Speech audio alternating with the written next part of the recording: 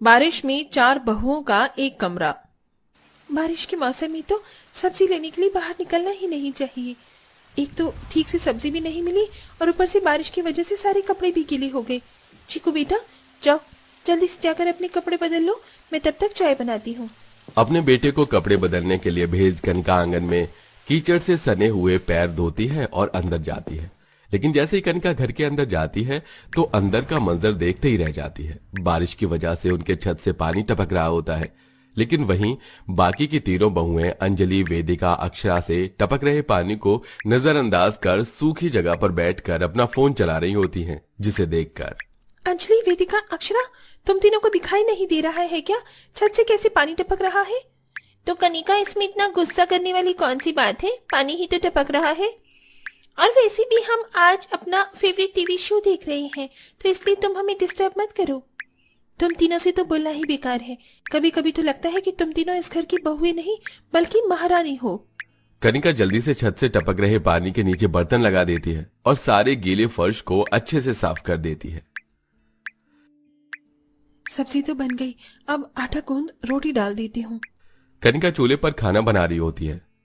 तभी अचानक तेज हवाओं से चूल्हे के पास की खिड़की खुल जाती है और बारिश का पानी सीधा चूल्हे पर गिरने लगता है। अरे, मैं आटा गूंद रही हूँ, कोई ये खिड़की बंद कर दो वरना सारा चूल्हा गीला हो जाएगा। अरे, कोई सुन रहा है मेरी बात? तीनों बहुएं कानों में लीड लगाकर फोन में पूरी तरह से घुस चुकी थी, जिसके चलते वो कनिका की बात नहीं सुन पाती। तभी वहां कनिका की सास लाजवंती आती है और जल्दी से खिड़की का दरवाजा बंद करके अपनी तीनों बहुओं के पास जाकर उनके कानों में लीड निकाल देती है। अरे माँ जी, ये क्या किया आपने? इतना इम्पोर्टेंट सीन चल रहा था। तुम्हारे इम्पोर्टेंट सीन के चक्कर में सारा चूल्हा गीला हो जाता, फिर अपना ये सीन देखकर ही पेट भरना पड़ता। तुम्हें कनिका कब से कह रही है कि खिड़की बंद कर दो, सुनाई नहीं देता क्या तुम तीनों को? अरे माँ जी, चूल्हे के पास हम बैठे हैं या कनिका? वो भी तो खिड़की बंद कर सकती है। आटा गूंद रही हूँ, मैं तुम तीनों की तरह फोन में नहीं लगी हुई हूँ। सोचा था 3-3 देवरानी आएंगी तो हम चारों मिलकर इस एक कमरे के घर में भी हंसी खुशी रहेंगे, लेकिन तुम तीनों ने तो मेरी नाक में दम करके रख दिया है। ना तो घर का कोई काम करती हो और ना ही किसी की बात सुनती हो। कभी कभी तो लगता है इस एक कमरे का ससुराल छोड़कर अपने मायके चली जाऊं। बस कर कनिका बहू, इन तीनों की वजह से तू क्यों अपना ब्लड प्रेशर हाई कर रही है? चल, मैं तेरी मदद करती हूँ। अपनी सास और बड़ी जेठानी से इतना सुनने पर भी उन तीनों को कोई फर्क नहीं पड़ता और वो तीनों फिर से कानों में लीड लगाकर फोन में घुस जाती हैं।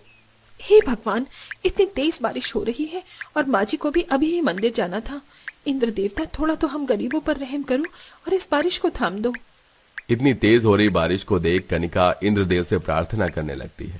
तभी अचानक कनिका के घर के अंदर बारिश का पानी घुसने लगता है। ये छत से पानी कम टपक रहा था, जो अब घर के अंदर पानी भी घुसने लग गया है। कनिका जल्दी से दोनों बच्चों के साथ मिलकर घर से पानी बाहर निकालने में लगी रहती है, लेकिन ये सब देखकर भी तीनों छोटी बहू को कोई फर्क नहीं पड़ता और वो लेटी ही रहती हैं। अरे ओ आलसियों, कम से कम अब तो उठकर मेरी मदद करो। तुमसे अच्छे तो ये बच्चे हैं, इतने छोटे होकर भी मेरी मदद कर रहे हैं। घर में थोड़ा बहुत ही तो पानी आया है, इसके लिए 6 लोगों की क्या जरूरत है? तुम तीनों काफी हो। और नहीं तो क्या, अगर पूरा घर पानी से भर जाए तो हम सोचते तुम्हारी मदद करने के लिए, लेकिन अभी तो हमें नहीं लगता कि तुम्हें हमारी मदद की कोई जरूरत है। मन तो कर रहा है कि बाल्टी उठाकर इन तीनों के सर पर मार दूं, लेकिन अगर कल को इन्हें कुछ हुआ तो सारे घर के काम के साथ साथ इनकी सेवा भी मुझे अकेले को ही करनी पड़ेगी। कनिका जहाँ घर की बड़ी बहू होने के साथ साथ काफी जिम्मेदार भी होती है, वहीं अक्षरा, वेदिका और अंजलि एक नंबर की आलसी होती हैं और घर के किसी भी काम में कनिका का हाथ नहीं बटाती। एक बात बताओ तुम तीनों, मुझे इस एक कमरे के घर में मैं क्या अकेले ही रहती हूँ?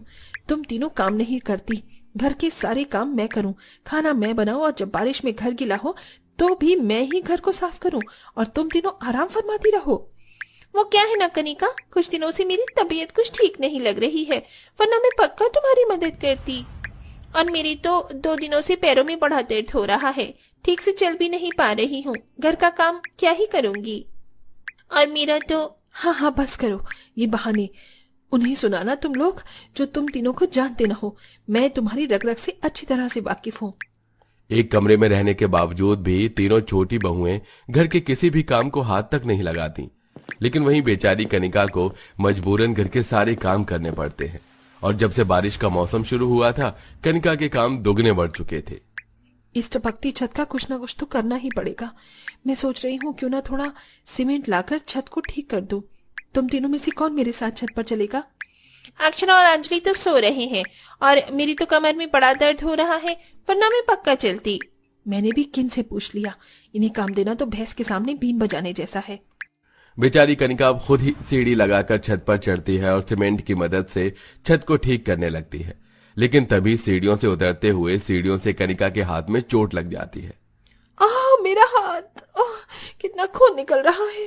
जैसे जैसे कर कनिका अपने हाथ का दर्द बर्दाश्त करके उसके ऊपर कपड़ा बांध लेती है और अब बारिश की वजह से घर में आए पानी को साफ करने लगती है। लेकिन तभी अचानक कनिका का पैर फिसल जाता है, जिससे उसके कमर में काफी दर्द होता है। लेकिन कनिका की ऐसी हालत देखकर भी तीनों छोटी बहुओं को कोई फर्क नहीं पड़ता, जिसे देखकर बस अब बहुत हुआ। इस एक कमरे में रहकर बहुत काम कर लिया मैंने इनके लिए, लेकिन अब और नहीं। कनिका अब अपनी तीनों देवरानियों को सबक सिखाने का एक प्लान बनाती है। अरे वाह कनिका, आज गर्मा गर्म पकौड़े बना रही हो। सुबह से मेरा भी पकौड़े खाने का काफी मन कर रहा था, लाओ। नहीं वेदिका, ये पकौड़े तुम्हारे लिए नहीं बल्कि मेरे लिए हैं। वो क्या है ना, आज के बाद जिसका जो मन करेगा वो खुद बनाकर खाएगा। मैं किसी को खाना बनाकर नहीं देने वाली। इतना कहकर कनिका पकौड़ी खाने लगती है, जिसे देख वेदिका का मुंह बन जाता है। अरे अरे, ये तो घर के अंदर पानी घुसा ही जा रहा है। कनिका, ऐसे पड़े पड़े क्या देख रही हो? जल्दी से घर से पानी बाहर निकालो। मैंने क्या सारे घर का काम का ठेका ले रखा है?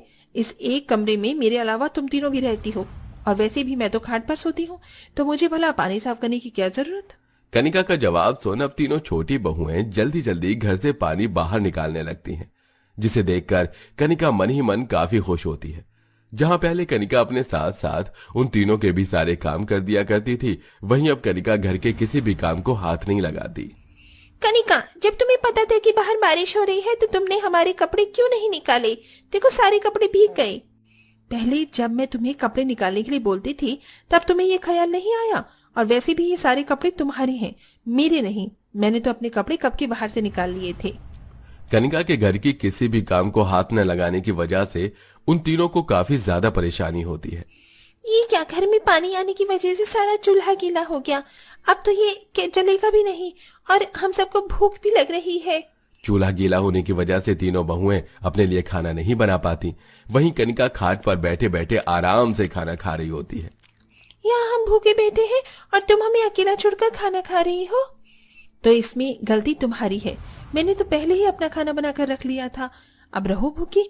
तुम तीनों के साथ ये सब करते हुए मुझे भी अच्छा नहीं लग रहा, लेकिन तुम तीनों इसी के लायक हो। ये सब करने से ही तुम तीनों को अकल ठिकानी आएगी।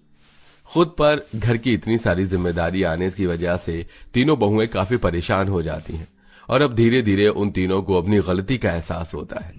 कनिका, अब हमसे अकेले इस घर की जिम्मेदारी नहीं संभाली जा रही। प्लीज हमारे साथ घर की जिम्मेदारी संभालो। हम जानते हैं कि हमने अपने आलस की वजह से कभी तुम्हारी मदद नहीं की, सारी जिम्मेदारी तुम पर सौंप दी। एक कमरे में रहकर भी हमने कभी भी घर के किसी काम को हाथ नहीं लगाया और हमेशा रानियों की तरह आराम किया, लेकिन अब हमें हमारी गलती का एहसास हो गया है। तुम दोनों को तुम्हारी गलती का एहसास हुआ, ये जानकर मुझे बहुत खुशी हो रही है, और उससे बड़ी खुशी तो तुम चारों की ये जानकर होगी कि अब ज्यादा दिन तुम्हें इस एक कमरे के घर में नहीं रहना पड़ेगा। तुम चारों के पतियों ने धीरे धीरे पैसे जोड़कर नया घर बनाने की शुरुआत कर दी है।